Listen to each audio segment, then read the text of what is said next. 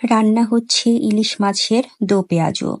এর জন্য মাছগুলোকে প্রথমে হলুদ এবং লবণ দিয়ে মেখে কিছুক্ষণ রেখে দিয়েছি। এরপর গরম তেলে মাছগুলোকে ভালোভাবে লাল লাল করে ভেজে নিচ্ছি। মাছগুলোর এক পাশ ভাজা হয়ে গেলে এটাকে উল্টে দিচ্ছি এবং মাছগুলো যখন লাল লাল হয়ে আসবে তখন এটাকে আলাদা একটি পাত্রে নিয়ে নিলাম। গরম হওয়া তেলে পেঁয়াজ কুচি দিয়ে ভালোভাবে ভেজে নিচ্ছি। এর ভিতরে রসুন এবং কাঁচা ঝাল যুক্ত করে অন্যান্য মশলা জিরা, হলুদ, ধনিয়া যুক্ত করে এবং পরিমাণ মতো লবণ দিয়ে ভালোভাবে কষিয়ে নিচ্ছি। কষানো মশলার ভেতরে দিয়ে দিচ্ছি ভেজে রাখা মাছগুলো। এরপর এটাকে কিছুক্ষণ ঢেকে রাখতে হবে আর ঢাকার আগে এটাতে ছড়িয়ে দিতে হবে কিছু কাঁচা ঝাল, যাতে করে কাঁচা ঝালের সুঘ্রাণটা তরকারিতে ভালোভাবে মেশে। এটা হয়ে এসেছে। এটাকে মাছগুলোকে আবার উল্টিয়ে দিচ্ছি যাতে করে অপর পাশেও ভাতটা ভালোভাবে লাগে। মাছগুলোকে উল্টিয়ে দেওয়ার পর এটাকে আরো কিছুক্ষণ ঢেকে রাখছি। হয়ে গিয়েছে ইলিশ মাছের দো পেঁয়াজু।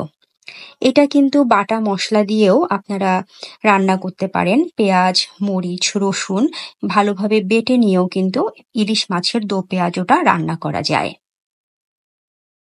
রান্না হচ্ছে কচুমুখী দিয়ে ইলিশ মাছ। কচুমুখী দিয়ে ইলিশ মাছ খেতে আমার ভীষণই ভালো লাগে। এছাড়াও অন্যান্য অনেক সবজি দিয়েই ইলিশ মাছ রান্না করা যায়। তবে আমার কচুমুখী আর কাঁচা কলা দিয়ে ইলিশ মাছ রান্নাটা ভীষণই প্রিয়।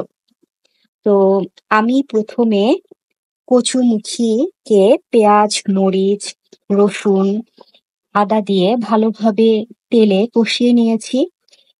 এরপর এটা যখন সিদ্ধ হয়ে এসেছে তখন দিয়ে দিয়েছি হালকা করে ভেজে রাখা ইলিশ মাছ। তো ইলিশ মাছ রান্না হচ্ছে। অনেকে হয়তো বলবেন যে ইলিশ মাছ আসলে না ভেজে খুবই সিম্পল ভাবে পাতলা ঝোল করে রান্না করা হয়ে থাকে। হ্যাঁ, এটা ঠিক যে ইলিশ মাছ আসলে একটু ঝোল ঝোল করে কম মশলা দিয়ে খেতে টেস্ট লাগে। এমনকি জাল দেওয়া ইলিশ মাছ খেতেও কিন্তু ভীষণই টেস্ট লাগে। তো আমি আজকে আসলে একটু অন্যরকম ভাবে রান্না করার চেষ্টা করেছি। মাছটাকে একটু ভেজে নিয়েছি আর একটু কষিয়ে নিয়েছি তরকারিটা, এবং এটাকে ঝোল না করে একটু কষানো ভাবে রান্না করেছি। খেতে কিন্তু ভালোই লেগেছে।